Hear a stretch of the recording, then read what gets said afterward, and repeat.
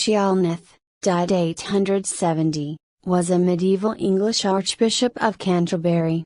Although later chroniclers stated he had previously held ecclesiastical office in Canterbury, there is no contemporary evidence of this, and his first appearance in history is when he became archbishop in 833.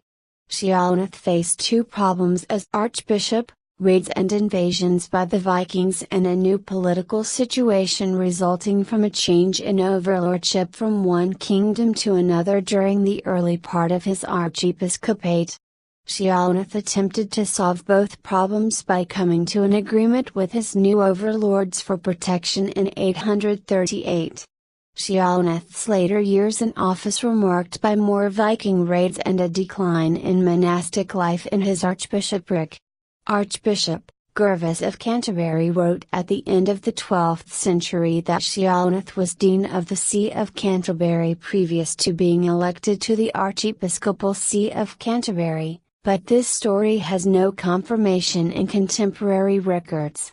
There is no sign of him being associated with either Canterbury or Kent, the region where Canterbury is located, prior to his elevation as archbishop.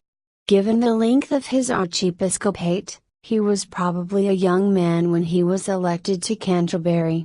Ceolnoth was consecrated archbishop on 27th of July 833.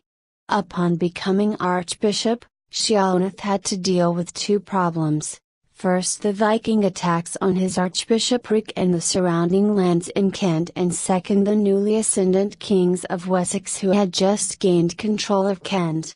Previously, the Mercian kings had ruled Kent. In 836, Ceolnoth presided, with Wiglaf of Mercia, over a council held at Croft attended by the clergy of the southern part of Britain.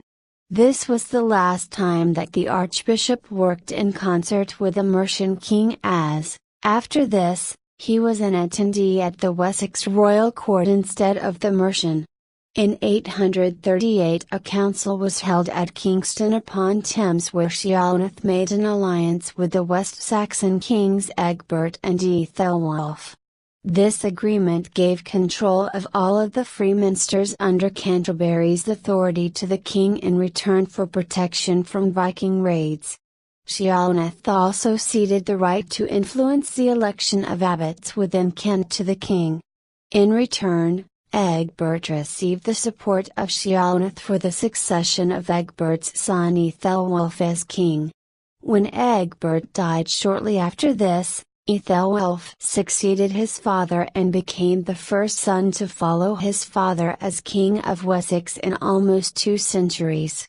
Ceolnoth also recovered control of some lands that had been lost by Canterbury. The end result of this agreement was that the Wessex kings became the secular protectors of the churches and monasteries of the Archdiocese of Canterbury. Later life and death. During Ceolnoth's archbishopric, monastic life declined under the pressure of the Viking attacks, and there was a noticeable decline in the quality of the books and other works produced by the scriptoriums. A number of monasteries died out under the pressure of the raids by the invaders, who wintered over in Kent in 851 and 855.